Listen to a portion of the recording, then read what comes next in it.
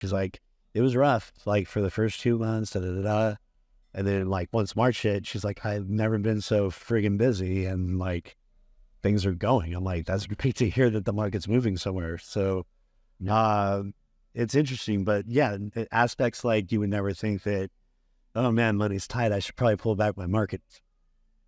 It's actually the reversed. Yeah, and there's lots of graphs and data to support what you're saying. Absolutely. That when the market is down, you still the companies that continue to push through are 76% better off than those that pull back and go lean. Right. So right, all you're doing is pulling back, and you're pulling back into your shell. Right.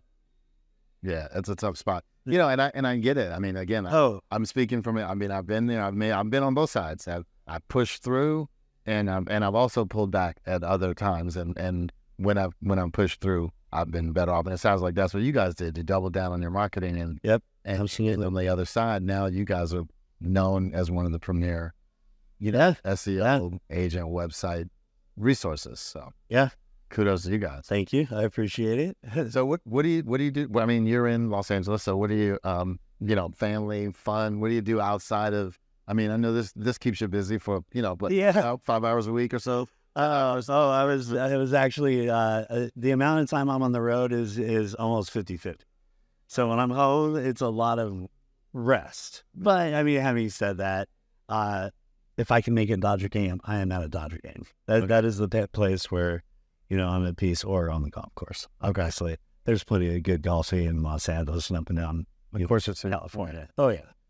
And even when I come to a place like this, I'm like, oh, what are we going to do? Find a spot. So Wednesday, we're going to the Phillies game. Now we're going to make that happen. Yeah. You got to, like, get out there and experience new things. And, like, even here, this is a beautiful city that I have never, kind of checked out. And I got to walk around a lot yesterday, see a lot of the historical stuff, Liberty Bell. Yeah, no, it's interesting. I've never been here, and it's a pretty amazing city. Yeah, on the East Coast. Yeah, you're not in Kansas anymore. Oh, you're a couple of miles. It's a little different. Right. It's a little different. Yeah. All right. Well, good stuff. Yeah. So we're golfing. We're going to baseball games. Absolutely. And our fun. So I know you were doing the recent things. Take us back before. Now, are you Los Angeles? Are you born and raised in? I mean, what'd you do before into the due diligence work? I mean, I was originally grew up, born and raised in Bakersfield, California. Bakersfield, big oil and gas, a lot of farmland, etc. And then went to the University of Arizona. Big football and wrestling town too, Bakersfield. Yep. Oh, very big. Yeah. Absolutely. Mm-hmm. And then, from there it was wandering. Like, once you get out, I was aimless until I got into the due diligence, because the real estate aspect of the due diligence that I was doing, that's what really kind of got me going. Before that, I was pretty aimless. I mean, I was bartending. I was and fun. I were 22. Positive. What are you supposed to? But I will say this, working in like the service industry of like being a server, being a bartender or managing or whatever it is, the skills that you actually are utilizing, learning, and honestly, you're sharpening, right, on a daily basis on the job. Yeah, those things are things that you can't necessarily teach. Right. So that's why I've seen so many salespeople that have come in that were former bartenders, former servers, because they can multitask.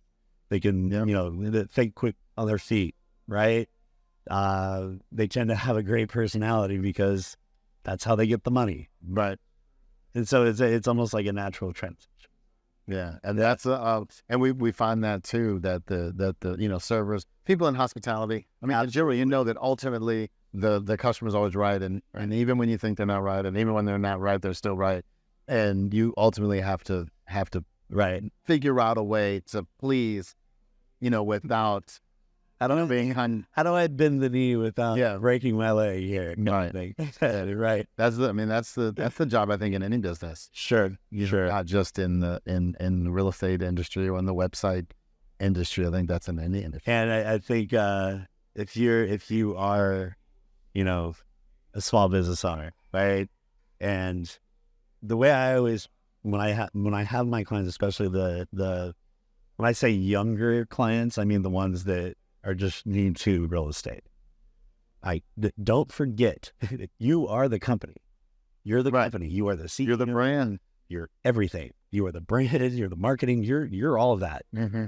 Until like you figure out people that you can hire to do some of those things for you, you got to learn all that. Right. And when it comes to, like you said, small business stuff, you are your own small business, and it's up to you how you want to grow it from there. Yeah. If you don't have an assistant, you are the assistant.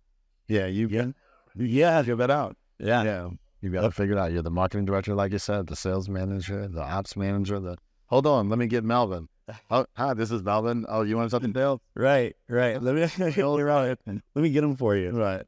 Come right. Yeah. Spin around. Exactly. Like Clark Kent. Yeah, With exactly. the phone booth, you come back out. All right. So, where do you see yourself? Where do you see Agent Image in the next? You've been there 10 years. Where do you see the company and yourself? Company in your role, 5 years from now? I see it continuing to grow. To be honest with you, the things that we're working on and the tools and the ecosystem that we're trying to build as well. We always have done things where we think about best in class, right? It's hard to ever go somewhere where they do everything the best, right?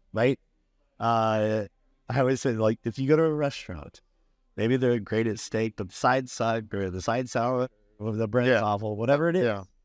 But if you are able to utilize a company like ours, and a company that does CRM at best, company that does, they have this funnel system that I really like and it's easy to use, Those are the things we want to be able to say, hey, by the way, we've done our due diligence on all these other companies. Just so you know that we've seen these right here. These are great companies. You should check these out. Not necessarily that we're looking to be the end all be all for everyone, but I think that there is something to be said for the education aspect of it. Nobody, whenever you go through and you get your license as an agent, you pass your test or anything. There's no information on. Oh yeah. Have you used Salesforce or have you used the CRM system before? Oh yeah, they don't teach that in the class. Right. What about marketing? What do you know about marketing? Right. None of that's really. They kind of I think I might. Right. How they supposed to? I heard that. I heard that word before. And I think a lot of the things that we're focused on, at least right now, in the next few years, are providing educational items, as well as tools like we're working on right now that's actually free to use. Access, you go to access.com. Okay. That's something that's been in the works for a bit and it's ready. It's a presentation platform. Okay. So listing presentations, digital open houses. These are things that, are for the agents. And I say for the agents, by the agents, because we use their feedback. Hey, what am I missing here? Yeah. Right. I'll go to either whether it's our huge clients that, you see on TV, or even like some of the ones that have just been killing it for years. Hey, what would you put in this that I'm missing?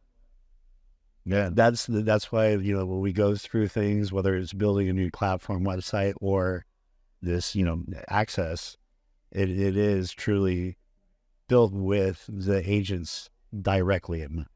That's good that you get the feedback. So see what Christoph has to say. Make some adjustments, right? Christoph always has something to say. Right, he's got a lot to say. Yeah. Right, he's the best. Yeah. So no, that's good stuff, man. Yeah. So let me hold on. Let me see. Yeah. A quote of the day. Listen. Agree. All right.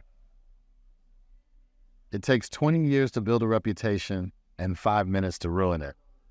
If you think about that, you'll do things differently. Warren Buffett.